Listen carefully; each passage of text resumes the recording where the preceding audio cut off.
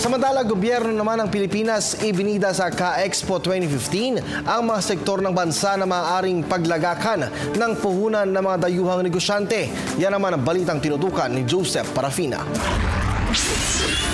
Hindi nagpatalo ang Pilipinas sa unang araw ng pagbubukas ng China-ASEAN Exposition at Investment Summit na ginawa dito sa Nanning, China. Ipinagmalaki ni DTI Undersecretary Ponciano Manalo ang pagtaas ng ating growth rate ngayong taon na 5.6%, mas mataas kung kukumpara noong isang taon.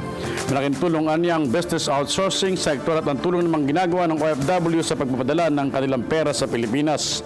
Siniguro din ng USEC ang patuloy na pagtulungan ng Pilipinas sa mga ganitong Ka-Expo program ng China at mga bansa sa ASEAN. Pinasaringan pa nga na Manalo ang China na mag-invest ng mga negosyo sa bansa tulad ng ginagawa ng ibang mga bansa. Batid naman niya ng lahat na ang China ang number 2 world contributors ng mga investments. Siniguro din ni Manalo na naipasa na sa Kongreso ng Pilipinas ang mga batas na nagtatakda na maraming mga daungan sa bansa na pwedeng daungan ng mga kalakal ng mga bansa sa ASEAN kasama na ang China.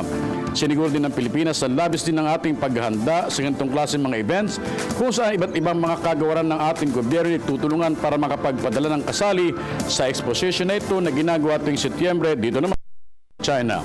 With Joel Mamaril and George Bandola, Joseph Parafina, Nanning, China.